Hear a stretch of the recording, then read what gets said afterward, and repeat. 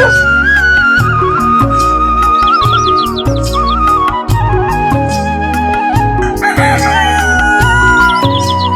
कहानी विक्रमगंज के एक छोटे से गांव की है, जहां शेरा नाम का एक गरीब लकड़हारा रहता था। शेरा के परिवार में उसकी बीवी शीला और 2 बेटा बिल्ला और रंगा रहते थे। शेरा अपने परिवार के साथ खुशी खुशी रहा करते थे। शेरा अपने परिवार को चलाने के लिए रोज लकड़ियाँ काटा करता था और फिर उसे बेचकर जो पैसा मिलता उसे घर चलाता था। परंतु अब जंगल में धीरे धीरे लकड़ियाँ खत्म होने लगी है।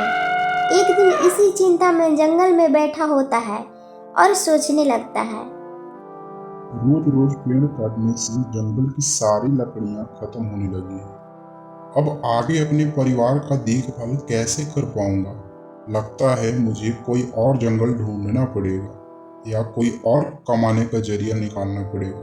पर अब मैं इस जंगल के भरोसे नहीं बैठ सकता हूँ, क्योंकि इतना में परिवार चलाना बहुत ही मुश्किल हो रही है।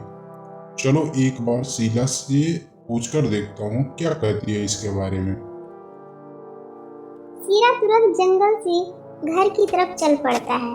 घर पहुंचकर अपनी पत्नी शीला को आवाज लगाता है। शीला, यहाँ आना, तो तुमसे एक जरूरी विषय पर बात करनी है।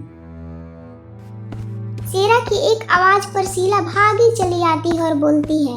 बोलिए, क्या बात है? आपने बुलाया? मुझे तुमसे जरूरी विषय पर बात करनी है और तुम्हारी राय जाननी है।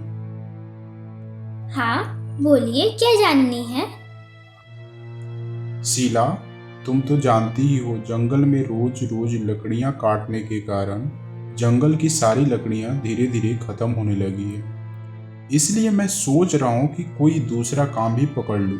तब तक इस जंगल को छोड़कर दूसरे जंगल की तरफ चला जाऊंगा, ताकि कुछ समय में फिर से नई पेड़ निकल जाए। हाँ, ये ठीक रहेगा। इसे जंगल में भी बहुत सी लकड़ियाँ हो जाएंगी। हाँ, तब तक मैं क्या करूँ, तुम ही कुछ बताओ, क्योंकि घर चलाना बहुत ही मुश्किल हो रही है। बिल्ला और रंगा की पढ़ाई के लिए कहाँ से पैसे जुड़ा पाऊंगा? आप एक काम क्यों नहीं कर लेते? गांव के सेठ हरिश्चंद्र जी से क्यों नहीं मिल लेते? वो तो बहुत अच्छे और नेकदिल इंसान हैं। सुना है सबकी मदद करते हैं। वो आपकी जरूर कोई मदद करेंगे। हाँ शीला, ये ठीक रहेगा, क्योंकि इसके अलावा कोई और रास्ता नजर नहीं आ रहा है। सेठ जी से कोई नया काम भी करने को पूछ लूंगा। हाँ ठीक है शीला, मैं कल सुबह ही सेठ जी के घर चला जाता हूँ।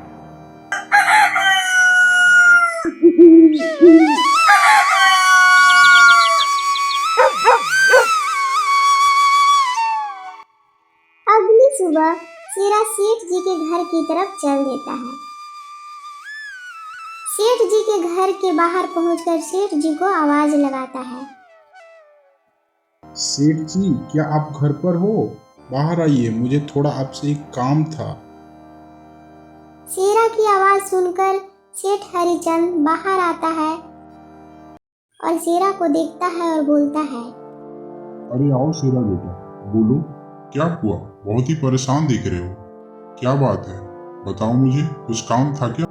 हाँ सेठ जी, आपकी थोड़ी सी मदद चाहिए थी। हाँ बोलो ना बेटा, किस प्रकार तुम्हारी मदद कर सकता हूँ? शेरा तुरंत अपनी दुख भरी कहानी बताने लगता है।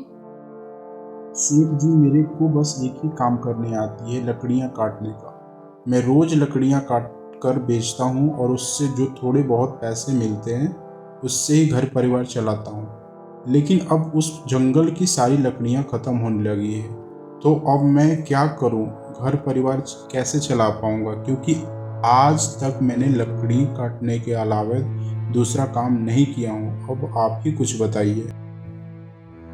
तो इसमें परेशान क्यों होना बेटा, अच्छे बुरे दिन सबके जीवन में आते रहते हैं। तो और क्या कर सकता हूँ सेठ जी? और कुछ काम भी तो नहीं आता ना। बेटा, लकड़ी काटने के अलावा दूसरा काम क्यों करना?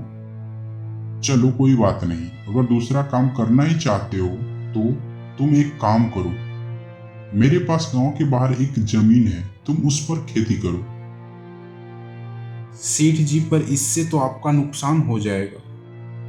नहीं बेटा, कोई नुकसान नहीं होगा। इसी बहाने मेरी जमीन की देख रेख भी करोगे, क्योंकि अब मेरी उम्र भी हो गई है। मुझे तो ठीक से चला भी नहीं जाता और मेरा परिवार भी शहर में रहते हैं, तो इससे तुम्हारी भला भी हो जाएगा और मेरे को भी राहत मिल जाएगा। ठीक है बाबा, अगर ऐसी बात है तो मैं कल से ही उस जमीन पर काम करना शुरू कर देता हूँ। धन्यवाद सेठ जी, मेरी मदद करने के लिए। शेरा सेठ को धन्यवाद कहकर वहां से चला जाता है। शेरा घर पहुंचकर शीला को सब कुछ बता देता है। तब शीला बहुत खुश होकर बोलती है, ये तो अच्छा है, यानी अब आपकी सारी चिंता ही खत्म हो गई। हाँ शीला, अब मैं सेठ जी के खेत पर बहुत ही मेहनत और लगन से काम करूँ और कोशिश करूँगा कि 3 से 4 खेत खरीद लूँ, क्योंकि भविष्य में समस्या आए तो उसके लिए हम तैयार रहें। शेरा अगली सुबह काम पर निकलने वाला ही होता है, तभी सोचता है, सेठ की जमीन गांव के बाहर है, तो शाम को आते आते देर हो जाए, इसलिए शीला को बोलकर जाता हूँ, शीला जरा यहाँ आना तो। बोलिए, बुलाया आपने? हाँ शीला सुनो, सेठ जी की खेत गांव से बाहर है, तो आने में शायद देर हो जाए। अगर देर हो जाए तो तुम तीनों खाना खाकर सो जाना। ठीक है, पर अपना ख्याल रखिएगा। और हाँ, मैं खाने का दवा दे देती हूँ, ध्यान से खा लेना। तभी शेरा वहां से चल पड़ता है। फिर चलते चलते जमीन पर पहुंच जाता है और बोलता है, चलो अब खेत पर पहुंच गया हूँ, अब फटाफट काम पर लग जाता हूँ। फिर खेत पर काम करना स्टार्ट कर देता है।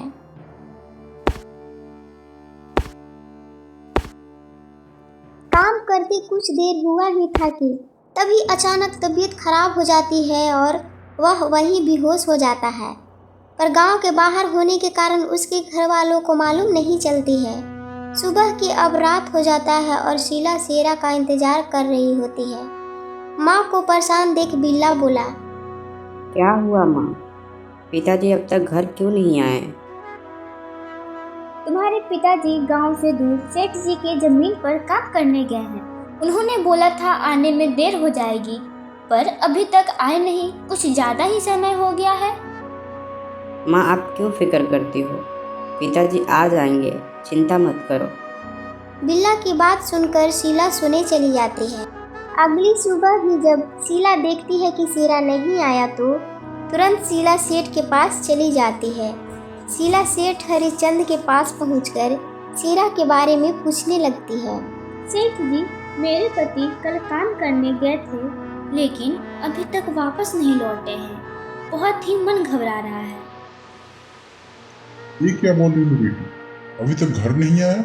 ऐसा कैसा हो सकता है? शेरा तो यहाँ भी नहीं आया। लेकिन तुम चिंता मत करो बेटी, मैं किसी को भेजकर पता लगाता हूँ।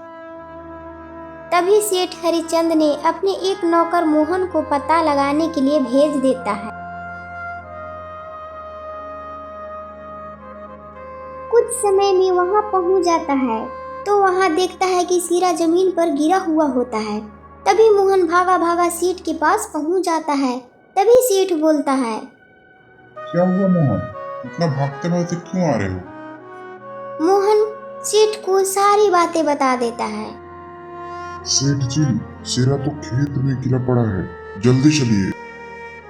तभी सब लोग वहां पे पहुंच जाते हैं और देखते हैं शेरा वहां गिरा पड़ा हुआ होता है। तभी शीला शेरा के पास बैठकर जोर जोर से रोने लगती है। फिर शेरा को घर लाया जाता है। तभी डॉक्टर ने बोला, इसकी हालत बहुत ही गंभीर है। मैंने दवा तो दे दिया है, लेकिन कुछ कहा नहीं जा सकता इसको कब होश आएगा। तभी वहां पर रंगा और बीला आ जाते हैं और माँ से पूछने लगते हैं, माँ, क्या हुआ पिताजी को? तब माँ सारा बात बता देती है। डॉक्टर ने दवा दिया है और बोला है बहुत जल्दी ही ठीक हो जाएंगे। माँ लेकिन घर कैसे चलेगा? फिर शीला कहती है, उनकी चिंता मत करो बेटा, मैं संभाल लूंगी, तुम बस पढ़ाई करो। फिर शीला सोचती है कि दोनों का सपना था कि मैं पढ़ लिख कर बहुत बड़ा आदमी बनकर सबकी मदद करूं। इनके ठीक होने का मैं इंतजार नहीं कर सकती हूँ, क्योंकि घर फिर कैसे चलेगा, मुझे ही खेतों में काम करना चाहिए। फिर वो रोज खेतों में मेहनत से काम करती है और कुछ समय में शीला की मेहनत रंग लाने लगी। खेत में सब अच्छी फसल हुई, जिसके कारण घर अच्छे से चलने लगे। फिर कुछ महीनों में रंगा और बीला दोनों बहुत बड़े डॉक्टर बन जाते हैं। फिर दोनों मिलकर एक बहुत बड़ा सा अस्पताल बनाते हैं और गरीबों का फ्री इलाज करते हैं। तभी उनके पिता भी ठीक हो जाते हैं। फिर सब लोग हंसी खुशी जिंदगी जीने लगते हैं।